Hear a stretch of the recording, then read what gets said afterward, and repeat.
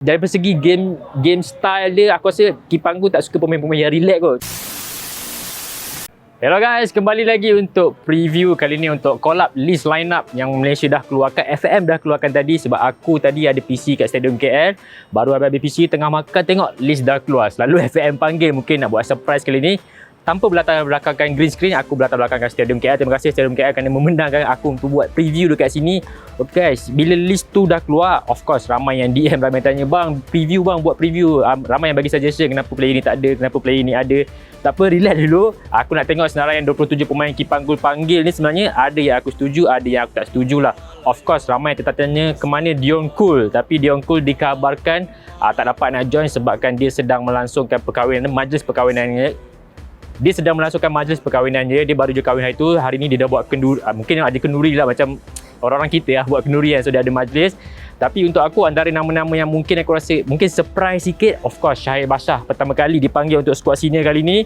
Aku rasa mungkin ini juga daripada suggestion daripada Coach Ella Barasan, di mana Syahir Bashar mungkin bawah 23. Sebab Syahir Bashar ni walaupun untuk senior tim Selangor, walaupun ada kata dia tak layak, tapi untuk senior tim Selangor, of course dia banyak kerap buat penampilan di saat-saat akhir dah. Aku rasa dia punya player midfield all-rounder. Boleh main attacking midfield, boleh main center midfield, boleh main wing juga, dan boleh main false nine juga. So aku rasa mungkin Ella Barasan suggestkan kat Kipanggun mungkin nak try dia lah. Okay, sebelum tu guys, untuk collab kali ni sebenarnya kita dipanggil untuk ada friendly, boleh dikatakan international break ataupun kalender FIFA. Kita akan melawan Solomon Island pada 14 Jun ini, iaitu Solomon di tangga ke 134 dunia, dan pada 20 hari bulan kita akan lawan Papua New Guinea. Sebelum ni kita patutnya lawan Yemen, tapi diorang ada masalah dan kita menggantikan dengan Papua New Guinea yang di tangga 159 ranking dunia. Okay guys, sebelum tu of course nama-nama yang dipanggil semula, Junior Esdal. Untuk Junior Esdal ni kita tahu dia last dia dapat call up masa kelayakan Piala Asia tu lah. Dia antara orang yang membantu kita layak ke Piala Asia setelah 42 tahun. Kalau ikut statistik Junior Esdal kali ni, dia hanya bermain sebanyak 37 minit saja di Liga Thailand bersama PT Prachok untuk season ni, dan dia pun dah habis kontrak tak silap aku. Dia sekarang ni free agent, tak ada kelab. Okey, kenapa Junior Esdal dipanggil ni? Aku rasa sebabkan ketiadaan Dion Kool, dan mungkin ramai kata Afro lebih layak, mungkin Kuzaimi PE lebih layak, tapi aku rasa pengalaman Junior Esdal ni membuatkan dia dapat collab kali ni untuk membantu pemain-pemain yang lain. Akhirnya nama yang selalu disebut kenapa tak ada dalam list, Nasor Issa kembali guys.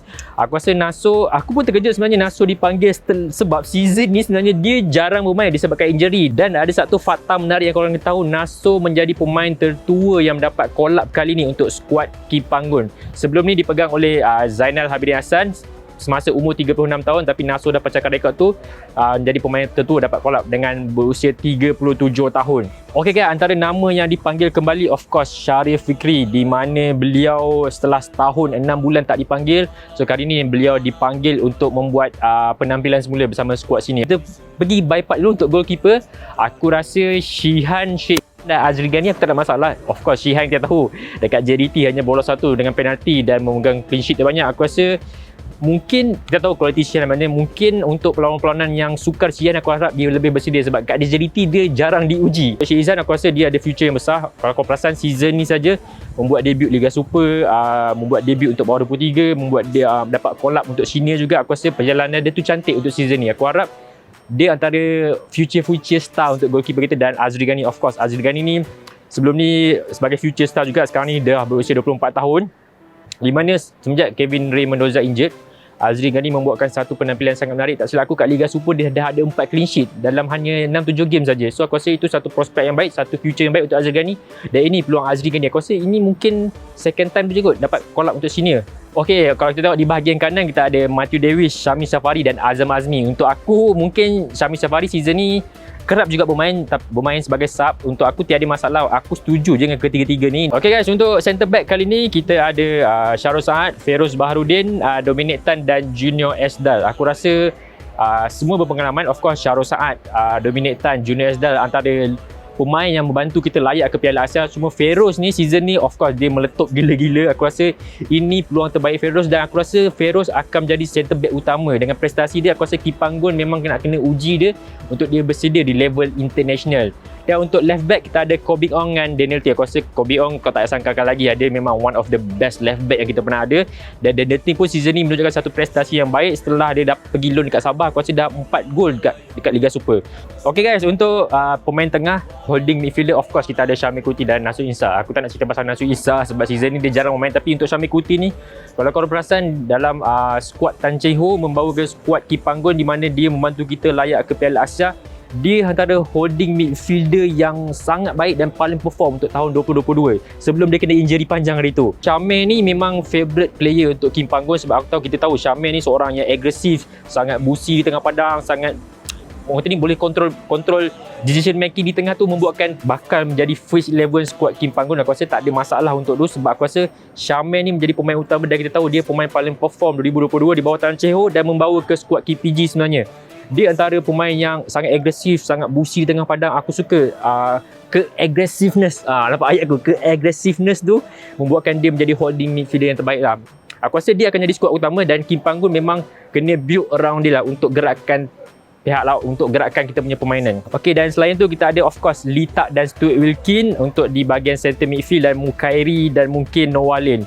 Untuk aku, ramai yang kata tak setuju Lee Tak, Stuart Wilkin, Mukairi ni, Noah Lane kan. Mungkin Kim Panggon ada ramuan tersendiri, mungkin nak mencuba sebab sebelum ni kita ada Azam, kita ada Brandon Gunn, tapi aku rasa Brandon Gunn pun injured, Azam pun diletakkan sebagai senarai simpanan sebelum nak ada di senarai akhir untuk ke Piala Asia. Lita aku rasa tak sangkalkan lagi sebab dia sangat perform dengan Kedah. Mungkin awal-awal season tu tak dapat rendak, tapi dah 3-4 game terakhir ni aku nampak dia sebenarnya antara general utama untuk pasukan Kedah. So untuk Lita, untuk Mukairi, Stuart Wilkin, Noah Lane aku tak ada masalah. Noah Lane mungkin orang kata masa first debut dari tu membuatkan orang kata kau kena main bawah 23 dulu, tapi aku rasa Kim Panggon adalah ramuan dia tersendiri sebab aku bukan pakar taktikal, pakar analisis kan. So aku rasa Kim Panggon ada ramuan dia sendiri. Dan paling aku excited of course untuk pemain nombor 10 Paulo Josue dan juga Henrik Dos Santos. Sebab apa kita memang kekurangan midfield yang kreatif. Paulo walaupun dah berusia 34 tahun, tapi kau tengok dia pakar set piece, boleh ambil free kick, boleh ambil corner, boleh shoot long pass, long shoot. Aku rasa kita kekurangan pemain-pemain seperti ni. Paulo dan Henrik aku rasa mungkin salah seorang ataupun dua-dua sekali akan dapat di senarai akhir untuk Piala Asia nanti. Sebab apa? Of course kalau baru-baru ni kau tengok KL, Paulo Josue goal free kick baik. Aku rasa kreativiti yang ada di Paulo Josue dan ada pada Henrik Dos Santos ni membuatkan kita lebih variety untuk attack bola sepak, untuk bola sepak under team Kim Panggon ni. Okey kan, untuk right wing aku rasa tak perlu disangkakan lagi lah. Pemain yang paling perform di Liga Super, antara pemain yang paling perform di Liga Super, pemain tempatan yang paling perform di Liga Super, aku rasa ada 3 je sekarang ni. Arif Aiman, Miki, Faizal Halim dan juga Iki Syarif Fikri. Okey, tak apa, kita ambil right wing dulu. Right wing of course Arif Aiman dan Safawi lah. Safawi aku rasa dia boleh main sebagai nombor 10, false 9 dan juga left wing, tapi of course kegemaran dia adalah sebagai right wing. Dan untuk di bahagian left wing kita tak sangkakan lagi, aku rasa left wing kita ada of course Miki dan juga Akia. Dan aku rasa position ni memang dah betul-betul lock untuk ke Piala Asia.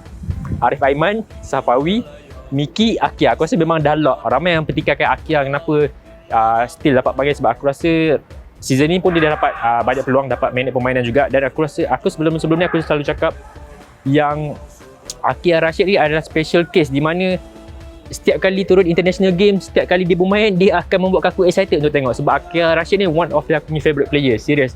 Mungkin game time, kalau cuba kau bayangkan Akia dan Syamil ni dapat minit permainan yang cukup, dapat yang orang kata ni, dapat permainan cukup dengan tim yang selalu bagi dia main. Kau bayangkan macam mana latihan intensity tinggi dengan the real gameplay, game time sangat berbeza. Itu pendapat aku, jangan marah.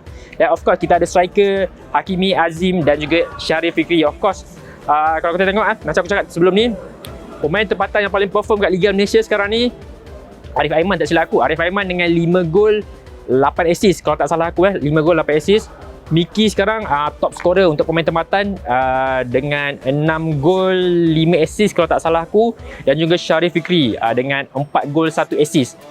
Of course ketiadaan Darren Lock akibat kecederaan. Untuk Syarif Fikri ni of course aku rasa sebelum ni mungkin orang pandang Syafiq Ahmad, pandang Darren Lock, tapi untuk Syarif Fikri ni sebenarnya dia one of the best striker yang kita ada. Sebelum ni mungkin disebabkan of course sebabkan kecederaan, mungkin dekat Selangor kurang dapat minit permainan, tapi di Negeri Sembilan ni aku rasa aku kena puji dia sangat sesuai dengan taktikal Kim Panggon, dan bila dia dapat game time tu dia menunjukkan satu prestasi yang baik.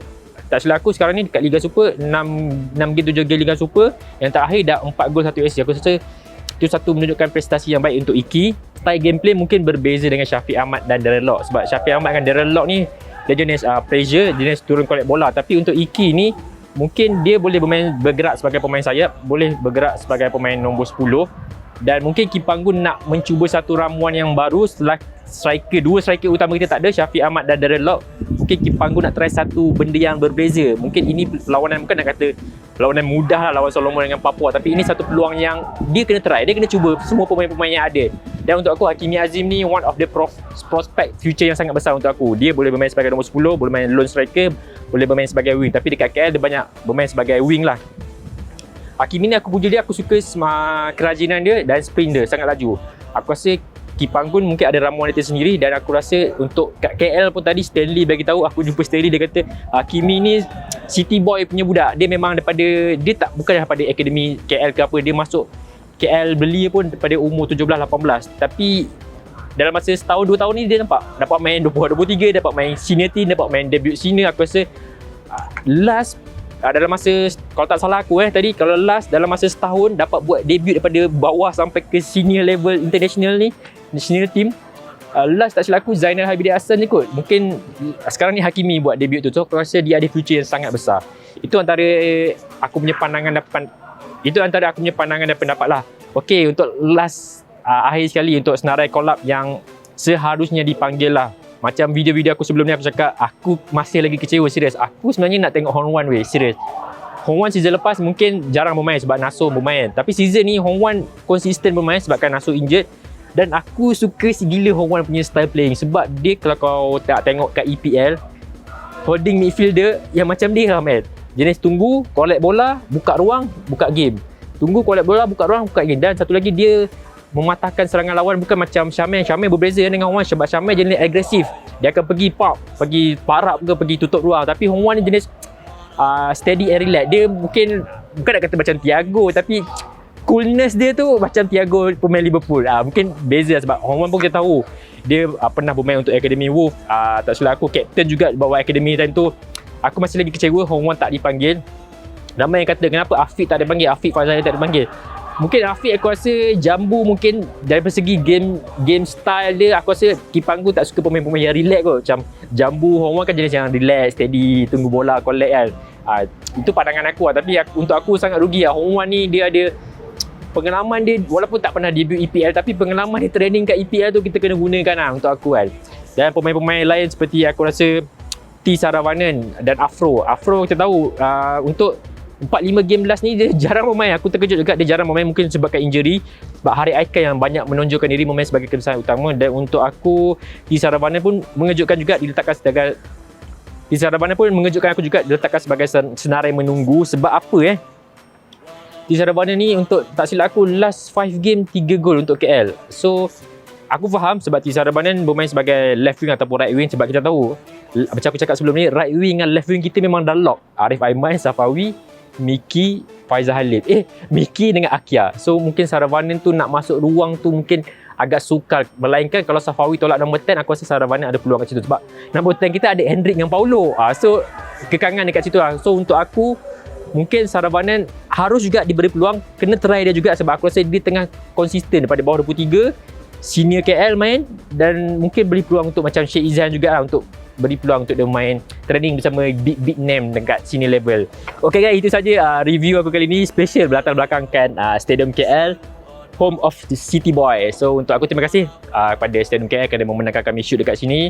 Dan untuk aku jangan banyak komen lah, sebab kita sebagai rakyat Malaysia dalam bola sepak ni tiada siapa betul, tiada siapa salah. Semua berhak memberi pendapat masing-masing.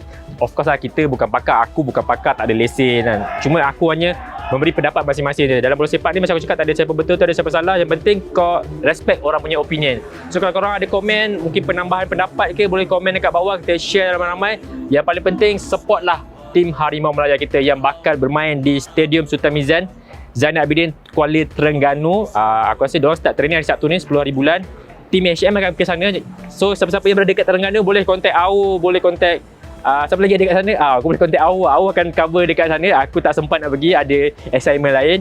So boleh komen dekat bawah dan kita jumpa next preview akan datang. Okay, semoga Malaysia berjaya menewaskan Papua New Guinea dan juga Solomon Island untuk kita naikkan ranking kita sikit untuk persediaan kepialaan ASEAN nanti. Okay, itu sahaja daripada saya, Isham Alif. Thank you so much guys. Thanks for support. Bye bye. Assalamualaikum. Ciao.